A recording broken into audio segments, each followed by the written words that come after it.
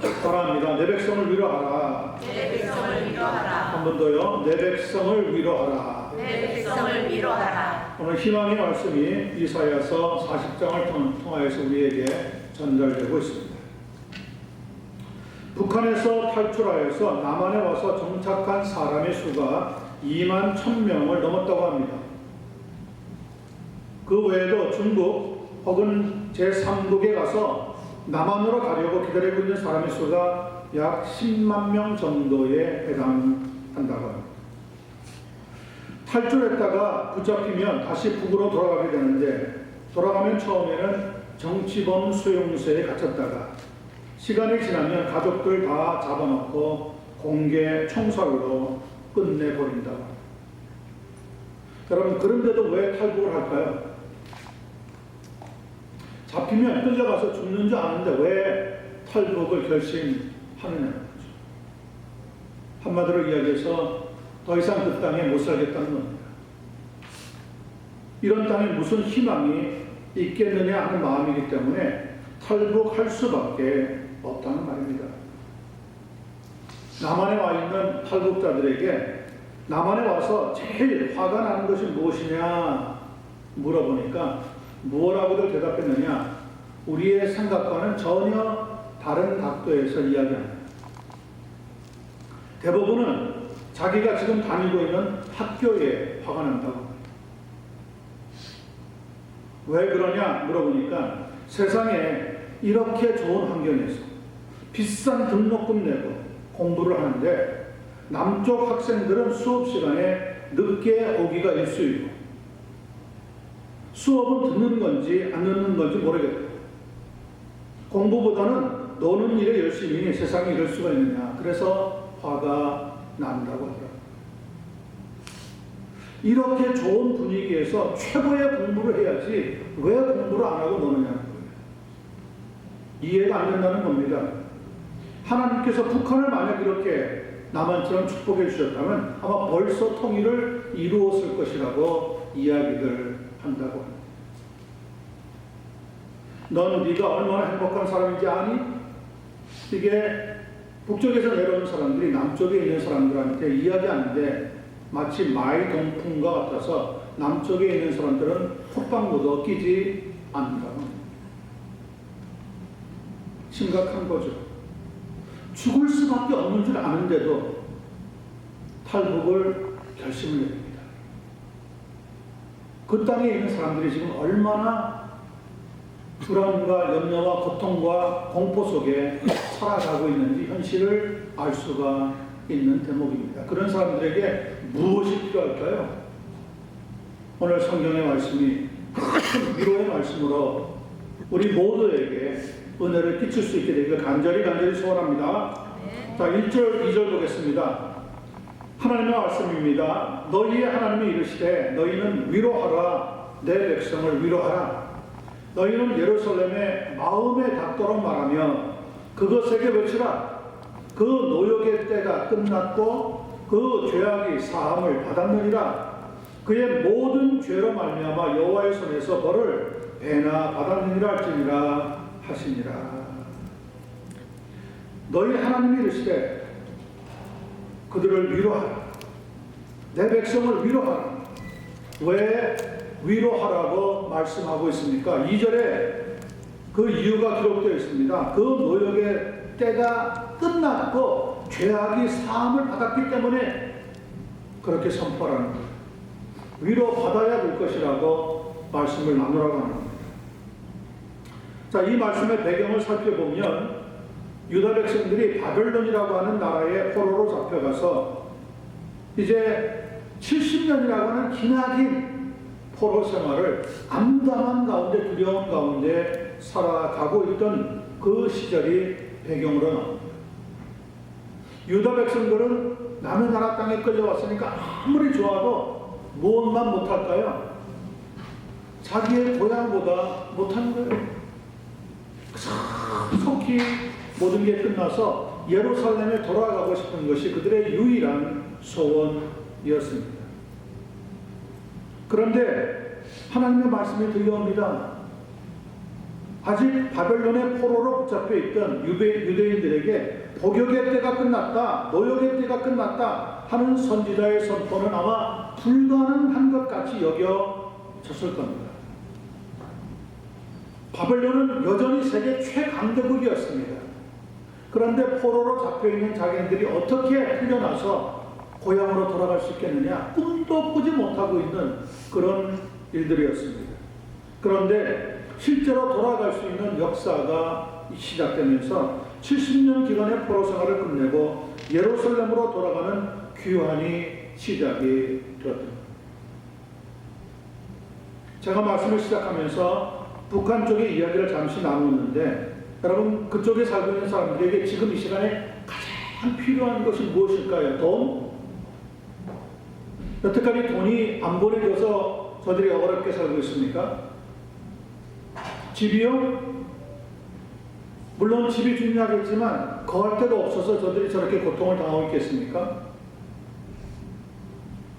그들에게 가장 필요한 것은 지금 현재 하나님의 위로입니다. 위로보다 중요한 것이 없습니다.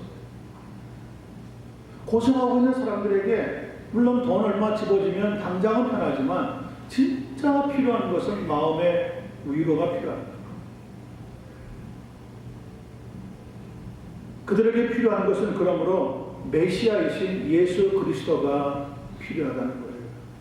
단순히 메시아가 필요하다 그 말이 아니라 그들의 마음속에 진심으로 이 땅에 구주로 오신 메시아 예수님을 모시는 역사가 일어나야 한다는 것을 말씀을 드립니다. 그것은 예수님만이 그들을 또 우리들을 위로할 수 있는 분이기 때문에 그렇습니다. 그래야 정말 행복한 삶을 살아갈 수가 있는 겁니다. 돈 가지고 있는 거요, 다 날아갑니다. 건강이요, 어느새 병들어 있습니다. 단단하던 육체요, 금방 무너집니다. 금년 시작한 지가 엊그제 같은데 벌써 12월 마지막을 향해서 지금 달려왔습니다. 금년도 며칠 남지 않았습니다. 눈 깜짝할 사이에 또 지나갑니다. 그렇게 10년, 20년이 쏜살같이 지나가고 맙니다. 그런데 우리에게 가장 중요한 게 무엇이겠어요? 그런데도 여전히 돈이라고 얘기하겠어요? 돈 가지고 사지 못하는 게 얼마나 많은지 모릅니다. 그 중에 사람에게 가장 중요한 것은 위로가 필요하다는 거죠. 오늘 본문 말씀에서 이스라엘 백성들, 유다 백성들은 우상을 섬기다가 하나님의 말씀을 불순종하면서 형벌을 자초했습니다. 하나님께서 분명히 너희가 나를 떠나면 너희에게 형벌이 닥쳐오리라 말씀하셨어요. 그래서 하나님은 많은 선지자들을 보내시면서 그들이 걸어가고 있는 그 길이 지금 잘못된 길이니까 회개하고 속히 내게로 돌아오라고 말씀을 전해 주었습니다. 자, 그러면 하나님의 백성들인데 하나님 말씀을 들었을 것 같죠? 역사적으로 성경적으로 보면 유다 백성들, 이스라엘 백성들은 철저하게 하나님의 말씀을 무시했습니다. 설마 하나님이 나를 버리랴, 설마 하나님이 우리를 모른 척하랴, 그것이 그들이 가지고 있었던 배짱이었습니다. 잘못된 거죠. 잘못된 거죠. 결국 BC 586년 당시 세계 최강대국이었던 바벨론의 침략을 받아서 나라가 망하고 말았습니다. 그들이 자랑하던 예루살렘 성전이 무너지고 말았습니다. 하나님의 심판이 찾아온 겁니다. 지금으로 말씀을 드리자면 약 2600여 년 전에 일어난 사건이기도 합니다. 실제로 역사의 무대에서 일어난 일들이란 말이죠. 바벨론이라고 하는 강대국은 유다를 정복하고 나서 식민지로 삼고 왕족과 귀족 그리고 머리가 좀 똑똑하다 하는 인재들은 모두 다 자기네 나라로 포로로 끌어가 버렸습니다. 이제 유다 사람들은 나라를 잃고 이국 땅에서 포로 생활을 하는 가운데 소망이란 소망은 다 끊어져 버리고 말았던 거예요. 그렇게 70년을 살았습니다. 아마 먼저 끌려간 세대는 다 세상을 떠났을 겁니다. 그리고 바벨론에서 2세들이 많이 태어났을 겁니다. 암담한 거죠. 나라의 운명을 뭐라고 말할 수 없는 거죠. 우리의 인생도 어떻게 될지 모르는 그런 참담한 시절에 하나님의 말씀이 드디어 들려오기 시작합니다.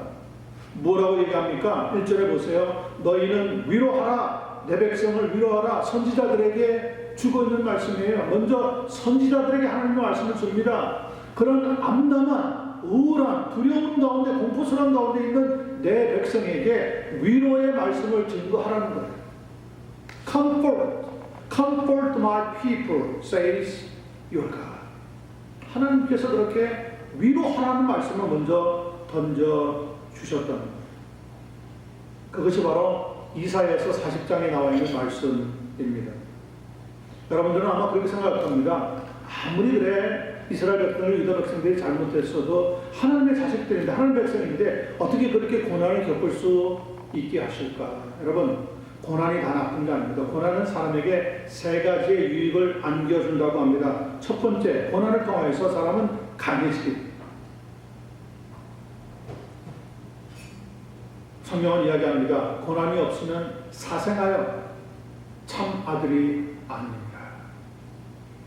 사자가 자기 새끼를 강하게 훈련시키듯이, 독수리가 자기 새끼를 강하게 인단시키듯이 하나님께서도 자기 백성을 고난이라고 하는 툴을 통하여서 강하게 만들어 준다는 거죠. 두 번째, 고난의 이유가 무엇입니까? 고난을 통하여서 인내를 배우게 됩니다. 내가 혈기 부려봐야 아무런 소용없구나. 내가 고집 피워봐야 아무런 쓸모없는 것이구나. 결국 견디고 또 견디는 것이 가장 큰 축복이라는 것을 깨닫게 되어진다는 것. 그리고 나면은 무엇이 맺혀집니까? 우리 입장론이 오늘 기도 속에 언급했지만 성령의 열매가 맺어지기 시작합니다. 세 가지 고난의 유익 혹은 고난의 축복이라고 말씀드릴 수 있는 것이 나타납니다. 우리를 강하게 만들고 단련시켰어요. 두 번째, 우리로 하여금 인내하게 만들고 오래 참는 거예요. 우리말에 좋은 말이 있어요. 참을 인자 세 개가 합쳐지면 사형을 안 돼요. 그렇게 참고 참는 훈련은 우리에게 고난을 통해서 필요한 거죠. 그리고 가장 중요한 것은 고난 가운데 우리는 성령의 열매를 맺을 수 있는 은혜를 얻게 됩니다. 여러분, 그런 귀한 은혜와 축복을 누릴 수 있게 되기를 간절히 소원합니다. 아멘. 유다 백성들은 절망 가운데 남한 나라에서 살아가면서 노예 생활로 근근히 연명을 했지만 그들에게 하나님이 찾아오셔서 선지자들에게 말씀을 통하여 내 백성을 위로하라고 하는 메시지를 먼저 던져주셨다는 겁니다. 여기서 여러분, 위로라고 하는 것이 영어 성경에는 comfort라고 되어 있는데 원래의 뜻은 히브리 말로 하자면 다시 숨을 쉬게 한다. 레하우, 그런 뜻이에요. 위로라고 하는 것은 지금 막 목숨이 경각이 달렸어요. 그래서 빨리 인공호흡을 하지 않으면 죽는 거예요. 그렇게 인공호흡을 막 하는데 다시 숨이 돌아오는, 그걸 위로라고 하는 진정한 뜻이라고 합니다. 자, 오늘 메시아가 오셔서 하시는 최고의 일은 무엇입니까? 우리에게 위로를 주시는 거예요. 넓은 의미에서 예수님께서 세상에 오신 최고의 목적은 슬픈 자를 위로하시기 위해서 오십니다. 이 세상에는 많은 사람들이 마음이 닫혀 있습니다. 상심에 있는 가운데 있습니다. 상처에는 두 가지가 있어요. 하나는 육체적인 상처. 육신의 상처가 생기면 힘들지만 눈에 보이기 때문에 치료할 수 있고 고칠 수 있어요, 없어요? 있습니다. 그러나 진짜 문제는 뭡니까? 마음의 상처. 마음의 상처가 생긴 것은 의사도 치료할 수가 없답니다. 내가 마음을 열어야지만 치유가 되는 거예요. 그런데 내가 열지 않는 이 마음의 상처도 누가 치료할 수 있다고요? 위로하시는 메시아가 오시면 하나님께서 치료해 주시게 된다는 것이 오늘 본문에 들어있는 소망의 메시지입니다. 우리의 메시아로 오신 예수님은 그래서 뭐라고 부르느냐? 위로의 주님이라고. 위로의 주님. 주님은 내 마음을 아시는 거예요. 다른 사람은 모르는데. 주님은 내 마음의 상처를 아시는 거예요. 오늘 아침에 남편하고 부딪히고 아들하고 부딪히고 딸하고 부딪히고 부인하고 부딪혔는데 그 마음의 아픔을 누가 아느냐? 그 마음의 고통을 누가 이해하느냐? 다른 사람은 이해 못해요. 근데 우리 주님은 이해해 주신다. 메시아가 세상에 오신 첫 번째 가장 중요한 목적은 위로해 주시기 위해서 오셨어요. 여러분, 이 성탄의 계절에 한 사람이라도 주변에 좀 위로해 줄 수 있는 여러분이 되시기를 간절히 부탁을 드립니다. 아멘. 저는 이 세상에 심령이 상한 사람들이 육체의 상처를 입은 사람보다 훨씬 많으리라고 생각합니다. 특별히 문화적으로 고차원적인 이 북미주 혹은 유럽 쪽에 있는 사람들이 여러분 왜 그렇게 자살이 많습니까? 마음이 죽어서 그래요. 오히려 물질적으로 경제적으로 어려운 나라에 사는 사람들이 다 바둥바둥 살려고 애를 씁니다.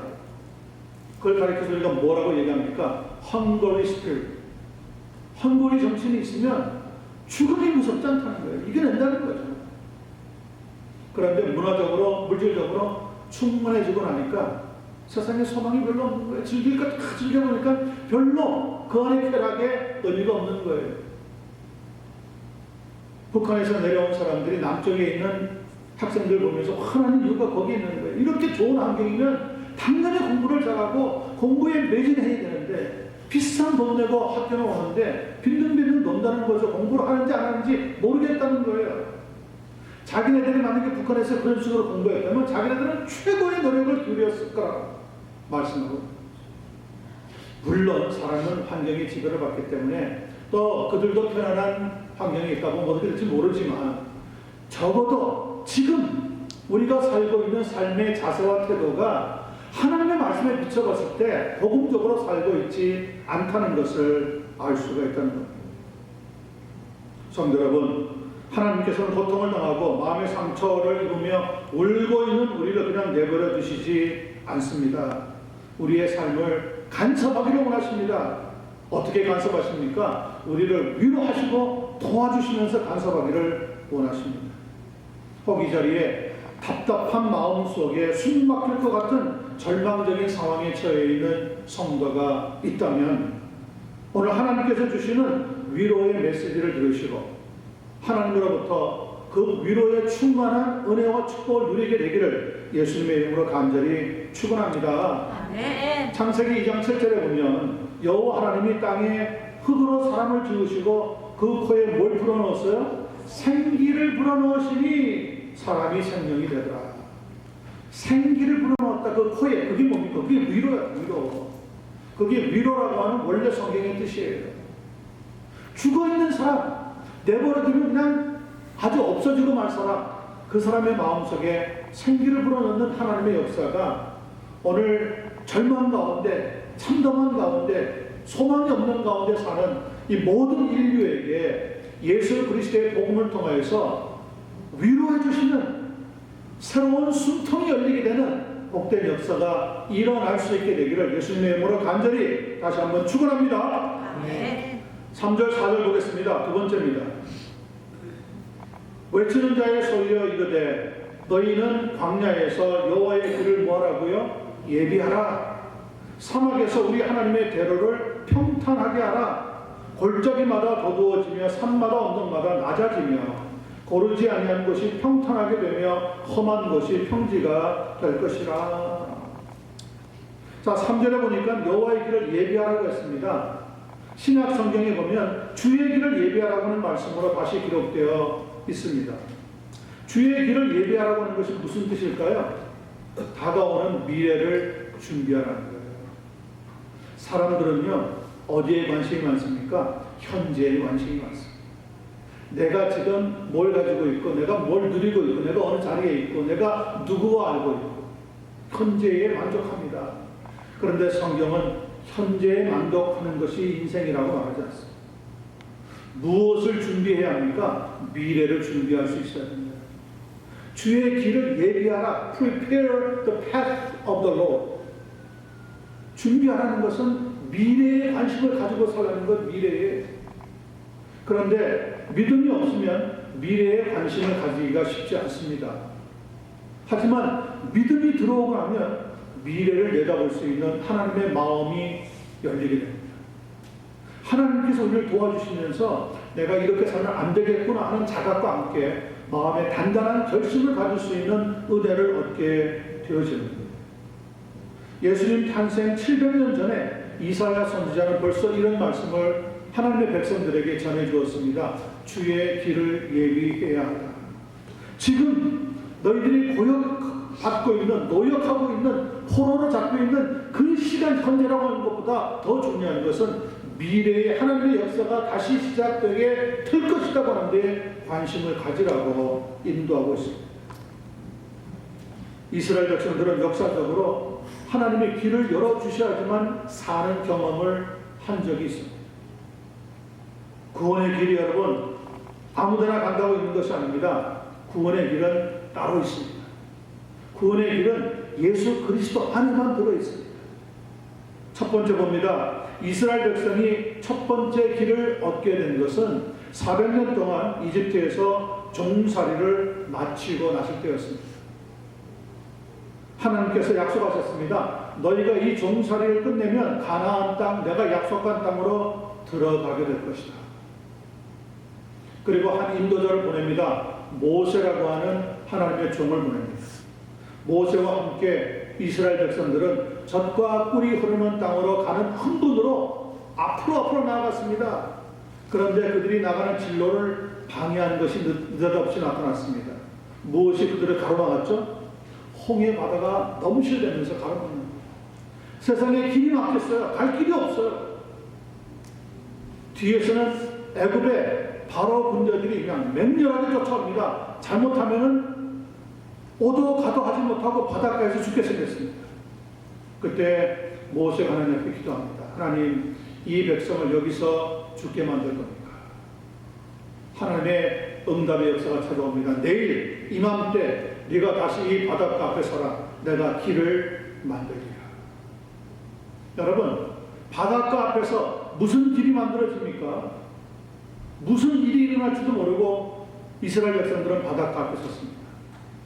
모세가 가지고 있던 지팡이를 바다를 향하여 내어미는데 내리는 순간 하나님의 권능의 역사가 나타났더니 갑자기 그 거대한 바다가 쫙 둘러 갈라지면서 바다 가운데 뭐가 열렸습니까? 길이 만들어지게 되었습니다. 하나님이 이스라엘 백성들에게 처음으로 허락한 역사적인 위대한 길이었습니다. 그들은 그 홍해의 기적을 맛보고 나서야 어디로 들어갔습니까? 가나안 땅으로 들어갈 수 있었습니다. 두 번째는 모세의 종이었던 여호수아를 통하여서 일어납니다. 가나안 땅 바로 코앞입니다. 그런데 모세가 세상을 떠났습니다. 여호수아에게 후계자직이 돌아옵니다. 여호수아는 두렵고 암담해서 어떻게 될지 모릅니다. 하나님, 저는 이제 막 모세가 세상을 떠나고 나서 우울하고 수심에 차 있는 것도 이제 겨우 벗어나려고 하는데 왜 이런 짐을 제게 맡기십니까?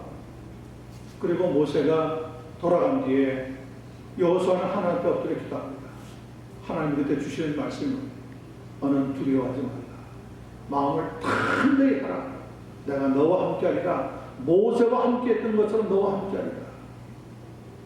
그리고 나서 여호수아서를 계속 읽어보면은 그들이 걸어가는데 마침 홍수 때라 요단강의 물이 강변 끝까지 흘러넘치는데 도무지 이스라엘 백성들이 마치 홍해 앞에 가로막힌 것처럼 건너갈 수가 없었습니다.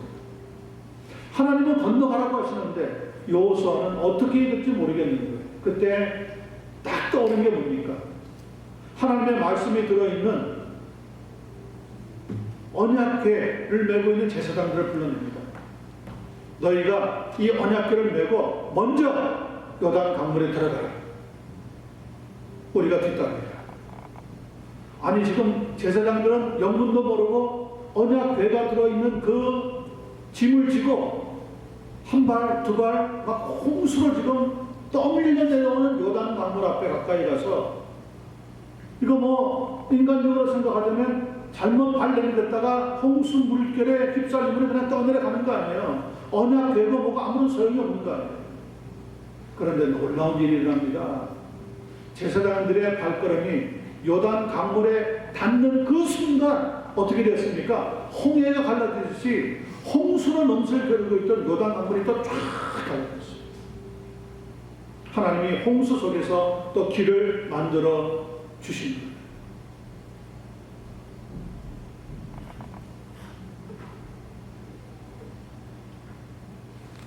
오늘 본문에 보니까 하나님의 말씀이 들려옵니다. 계곡을 메워라. 상징적인 표현이긴 하지만 계곡을 메워야지만 길이 만들어지는 거죠. 산과 언덕을 깎아라. 산과 같은 나의 교만, 오만이 깎아져야지만 하나님 오시는 길을 얘기할 수가 있습니다. 그렇지 않으면 하나님께서 우리에게 오시지 않습니다. 비굴함은 메우고 오만함은 깎고 좌절은 메우고 교만은 깎아서 하나님이 오실 길을 준비하는 심령이 되어야 한다. 그렇게 해서 가나안 땅으로 들어가는 두 번째 축복의 길이 하나님의 권능의 손길 아래에 만들어지게 됩니다.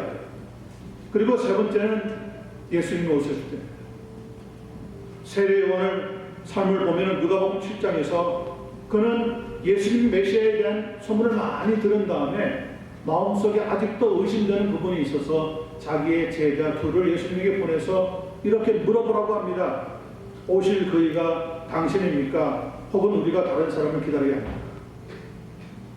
그때 예수님이 세례 요한을 대신하여 찾아온 그들의 두 제자에게 이렇게 대답해 주십니다. 너희가 가서 보고 들은 것을 요한에게 알리되 맹인이 보며 못 걷는 사람이 걸으며 나병 환자가 깨끗함을 받으며 귀먹은 사람이 들으며 죽은 자가 살아나며 가난한 자에게 뭐가 전파되어 복음이 전파된다 하라. 누구든지 나로 말미암아 그러나 실족하지 아니하는 자는 복이 있도다.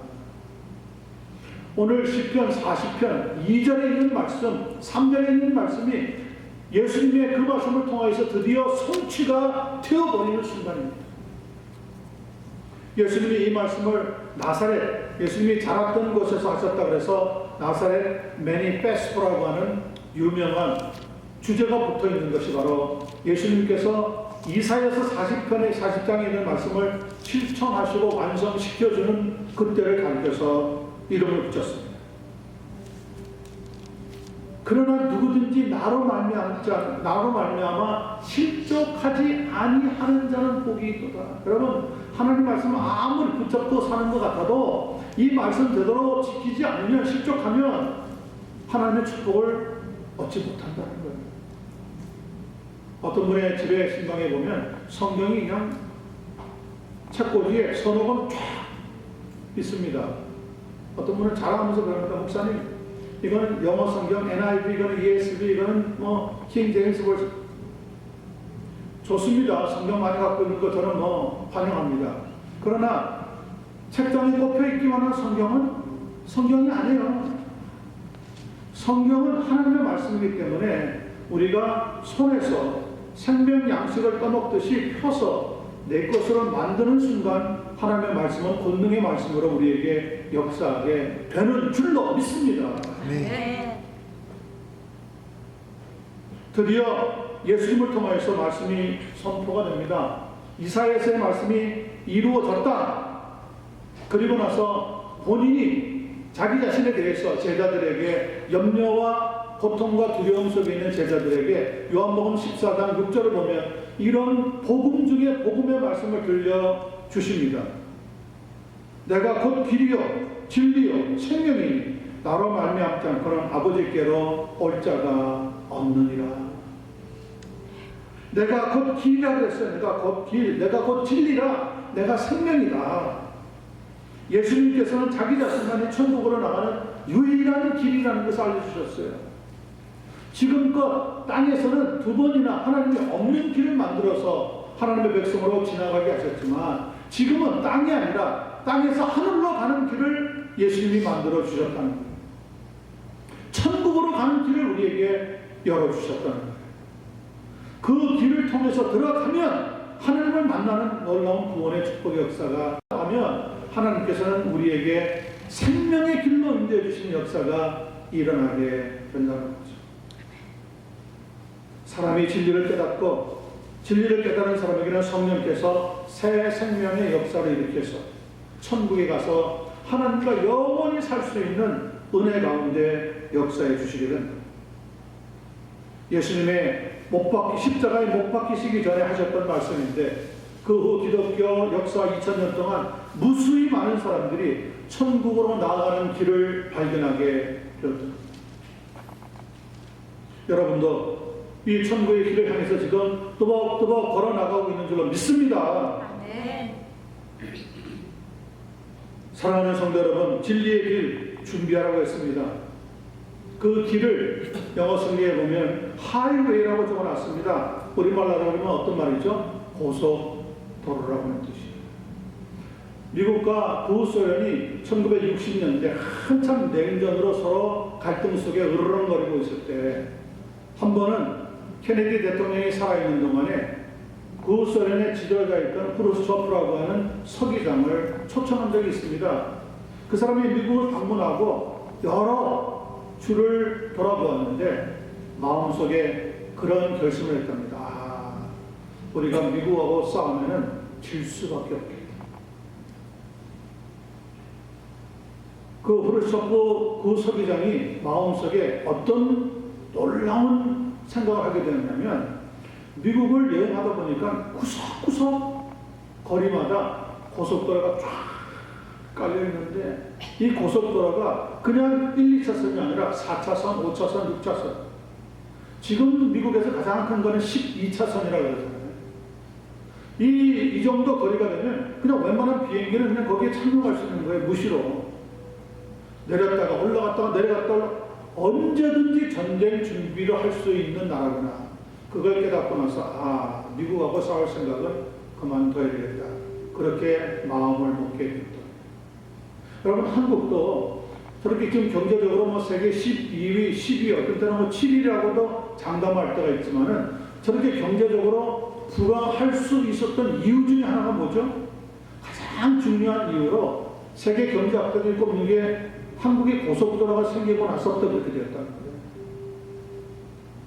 여러분, 고속도로가 없을 때, 하이웨이가 없었을 때 부산에서 서울로 혹은 목포에서 서울로 간다 그러면 그 비포장 도로를 뭐 달리다 보면 자동차도 부서지고 길도 부서지고 사람은 사람대로 고생이고 짐을 실었으면 짐이 웬만하면 깨어져 버리고 이건 뭐 도무지 수지가 안 맞는 거죠.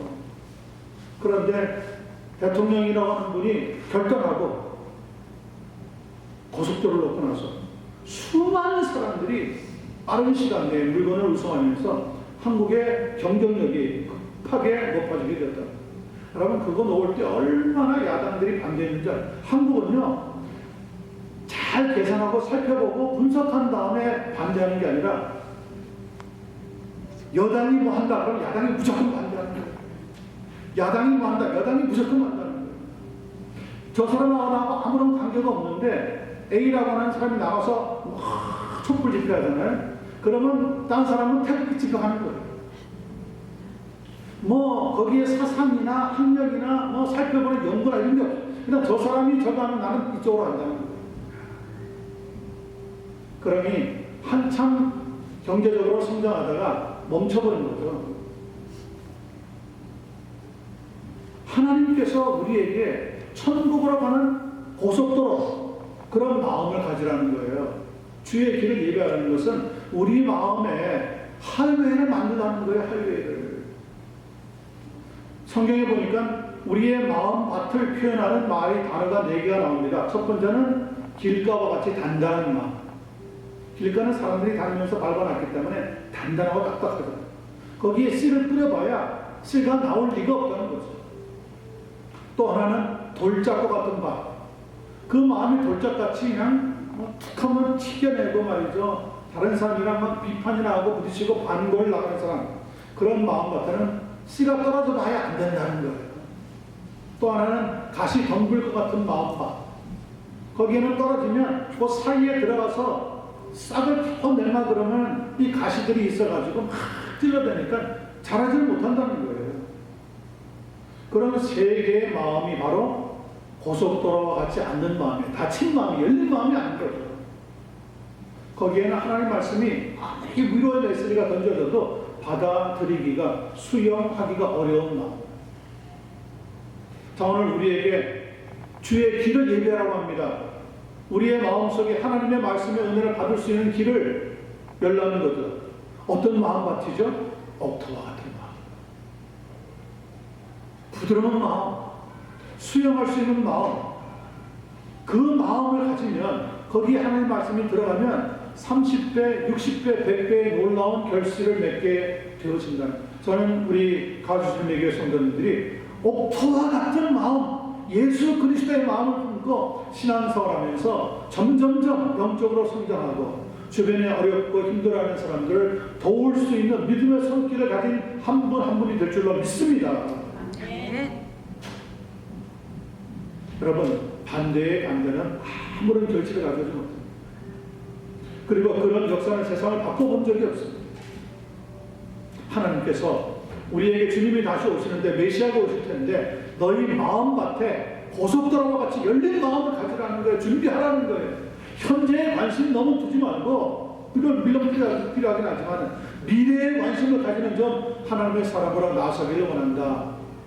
이렇게 귀한 말씀을 알려주고 있습니다. 여러분, 고속도로와 같이 하나님을 향하여 활짝 열린 마음을 얻는 성도들이 되시길 바랍니다. 그런 사람이 복된 성도인 줄로 믿습니다. 그런 성도가 되셔서 정말 나날을 기쁨이 충만한 삶을 살아갈 수 있게 되기를 예수님의 이름으로 간절히 축원합니다.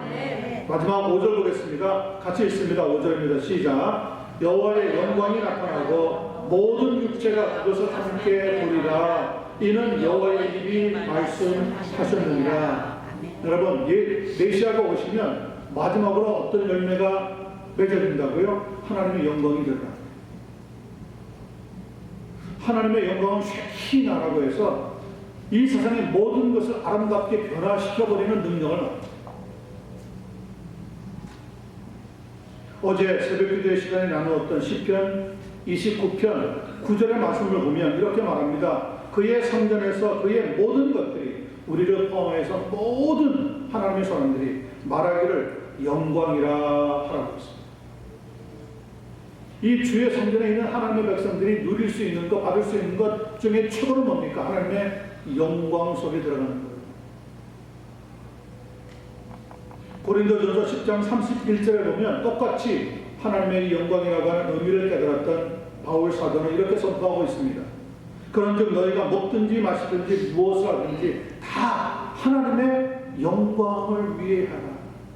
먹는 것도 그러니까 내가 좋다고 해서 먹는 게 아니라 뭐 건강 음식만 탁 찾아 먹는 것도 아니고 맛있는 것만 찾아가는 미식가도 아니고, 먹는 것도 뭘 위해서 먹어요? 하나님의 영광을 위해서 먹어요. 맛있는 것도 어떻게 마십니까? 내가 좋아하는 기호품 마시는 게 아니에요. 하나님의 영광을 위해서 마실 수 있는 걸 마십니다. 그러니 우리의 육체를 상하게 하는 것은 마시면 안 되겠죠? 우리의 몸을 상하게 만드는 음식을 내가 좋다고 먹어서는 안 되겠죠?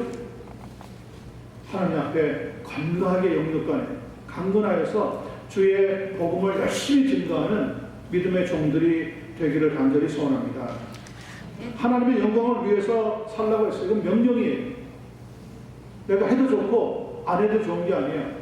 You must do it. 하나님의 영광을 위해서 살라고 말씀하고 있습니다. 그러므로 순종이 필요합니다. 여러분, 하나님의 영광을 나타낼 수 있는 큰 좋은 자리가 어디일까요? 예배드리는 자리입니다.